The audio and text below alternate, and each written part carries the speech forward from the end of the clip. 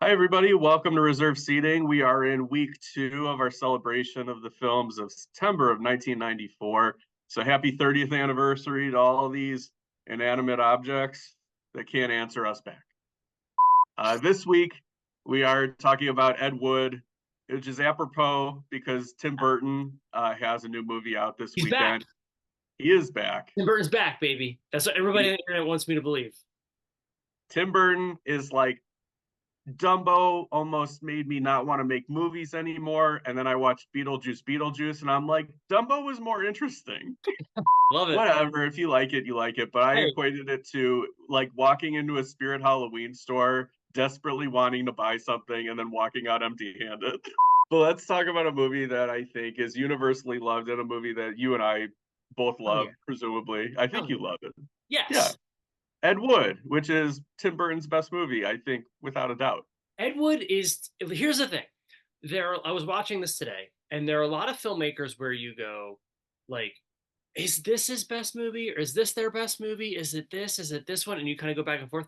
I think Ed Wood is Tim Burton's best movie by like a margin of like infinity. Like I love Pee Yeah. Wee's Big Adventure. I love Batman Returns. I think, Mars Attacks is really charming. I like Tim Burton's filmography in general. I think Ed Wood is head and shoulders like above anything he's ever made. I agree with that because it's just one of the best movies of the 1990s. Like 100%. It's unimpeachable. It's amazing. It feels like a movie made by the perfect person to make the movie. It feels like I was trying to think. I'm like, why does Ed Wood feel like no other movie? And the only other movie I can think of that feels like this is maybe Paper Moon, where it's the black and white Yeah. photography and sort of like the understated humor, the kind of I don't know, even though there's dark undertones to stuff, sort of like a chipper demeanor to things. Every time I watch this movie, and I was terrified today that we would just be the Chris Farley show. It would just be just like, you know what I It mean? probably will be. And it Yeah. will be. And that's okay because it really, speaking of like the weekend box office and stuff, this is really one of those movies that remind you, like, oh, this is why I love movies. Like, this is why I love this. This is why we do this. And Yeah, no, I would agree with that. I think that the movie's sort of transcendent in a lot of ways. It feels effortless in a way that is tough to do. It's also sort of and I didn't read it this way ever before this most recent viewing, but I feel like it shares a lot of DNA with Once Upon a Time in Hollywood, and I wonder if Quentin Tarantino was at least a little bit inspired yeah, by Ed Wood when he was making this, because I think that the movie does a really good job of recontextualizing Ed Wood like Tarantino did with Sharon Tate. So you can, yes. because going into the movie Ed Wood, he was, notorious for the being the worst director of all time. He was like kind of a butt of a joke from like all the like film guides, like the worst movies of all time, worst filmmakers of all time. He was sort of the poster child. That's what he had become. Totally. And also, it's sort of I'm by no means an Ed Wood scholar. I've seen Plan No, 9 from Outer Space. I think I've tried to watch Bride of the Monster. me too. I don't think I've ever watched Glenn or Glenda. And I've never read the book that this Yeah. movie's based off of. But like any diligent YouTuber, I read the Wikipedia summary of Ed Wood's life, and it's very dark. Yes. And the movie, I think, by choice, obviously sidesteps a lot of that, especially like his later years. And I think that that is wish fulfillment. I think it's Tim Burton's sort of like, this is what I wish happens with Ed Wood, as opposed to like a real story. It's like he's celebrating the essence of what he wants this guy to be, as opposed to who the guy really was. What I love about it is it's not a director like Tim Burton who has, I'm sure, in his life felt as though he was being undermined by studio pressures. Like there's a lot of autobiography in this movie for Burton, I think, especially Yeah. considering his history at Disney and all those things. But what I love about this movie is the Orson Welles scene which is just like, again, laying the thesis out to you, which is just like, visions are worth fighting for. Like, Mhm. this is the one I'll be remembered for, right? With Plan 9. So it's just like, yes, his life ended in tragedy. His life was not, artistic fulfillment did not lead to commercial and personal fulfillment for him. But the point is that he made the art that he wanted to make, and that's Yeah. what's worth fighting for. Yeah, I mean it's very celebratory down to, and Johnny Depp's performance gets the tone of the movie head on, and that's what you follow, and that's kind of what carries the movie along. Is this It's transcendent also in the way that it's one of the few Johnny Depp movies I've been able to see since he was quote unquote allegedly canceled, right? where I forget it for 2 hours. Like I'm watching Ed Wood. I'm not watching Johnny Depp, although I he should be commended for an amazing performance, probably the best of his career. Well, that was my Um, question.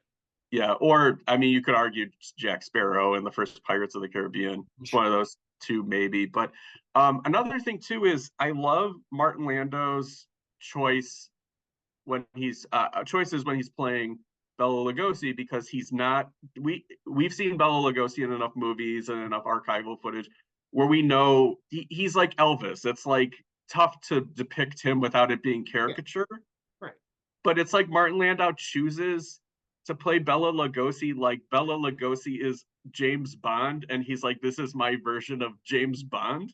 It's like turns into a whole different interpretation of a real person. It's a really interesting performance. And that's always the most, like, we joke a lot, and I would talk about like Wikipedia movies where it's like, we're gonna make a movie based on this guy's life, and it's, with all due respect, but it's something like Straight Outta Compton, which is like, just like, I'm going to go through the beats of these guys' lives and put them on the screen, or a Yeah, movie where it's just like, I can get what I need to know by reading this person or this group's Wikipedia page.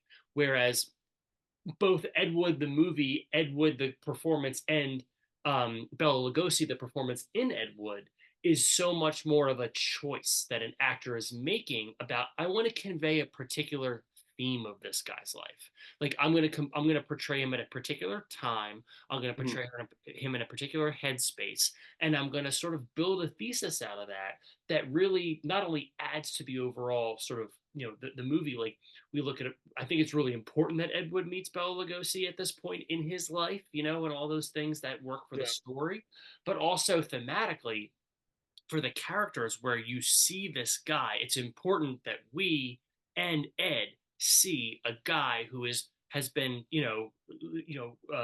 chewed up and spit out by Hollywood, basically, and chooses to continue on anyway, chooses to believe in it anyway. And I think it's both empowering for the audience and empowering for the characters, which then endears us to them all the more.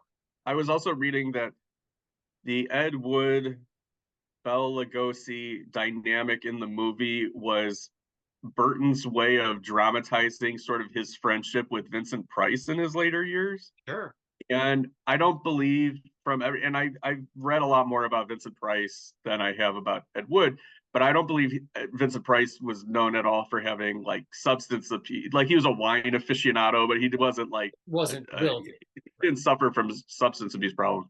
Um, but I would love to see like a documentary about Tim Burton and Vincent Price's dynamic, like Ooh, working on the Vincent shorts and like Edward Scissorhands and just their friendship. I think that would be really cool too. It's like the beating heart of the movie in a movie that already has several beating hearts. yeah, It's kind I of was gonna amazing. say one of Yeah. several beating hearts. Yeah.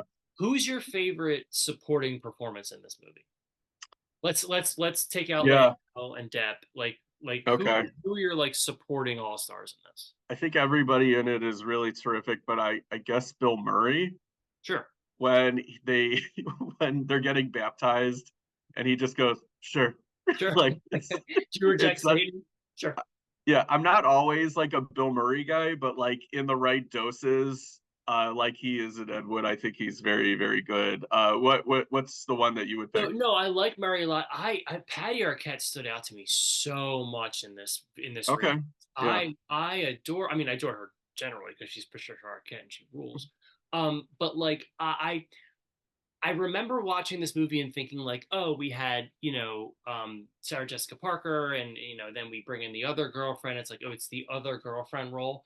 But there's such a dichotomy between the two of them where Parker is, and not criticizing her performance, this is the role she's been given, is so much more severe, whereas Arquette is so kind, and you realize that what Ed needs is kindness. Ed needs the empathy that he gives the world Mhm. given back to him. There's so much empathy in this movie. There's so much love for these people. Yeah, I And mean, it's Patrick kind of has mentioned in the past that he's sort of a sucker for movies about like surrogate families and things yes, like that. And family love. that's one thing that's just really cool about and it's not like in a way where it's a tragic moment or anything like that, but like when Sarah Jessica Parker is like finally at her limit and she's just like, you guys are all freaks and everything like that, it's like you feel bad for her that like she can't see what Yeah, you how feel lucky bad they for her. are. But yeah, I mean, like this is just sort of kind of an amazing work of fiction in a lot of ways based off of somebody's real life. And I think that that's what the best film biographies can do. They use somebody's life to teach a lesson, tell a story, enhance a moral, something like that. Like what are you like what are you trying to drive at by using this person's life? And I think this it's very rich Cannot with tell what you they're how doing there. bored I am by the argument of like, well, that movie's bad because that's not what really happened. Like Yeah, Moneyball is a great example of that, where yeah, you and I are baseball freaks, so we watch Moneyball and we're like, yeah, the A's season was way more complicated than that. Like, there's a whole yeah. starting rotation that is ignored. Like, there's all kinds of stuff in that movie. But the emotional core of Moneyball is what's important. You know what I mean? Same thing with something like Steve Jobs, or like any even The Social Network, right?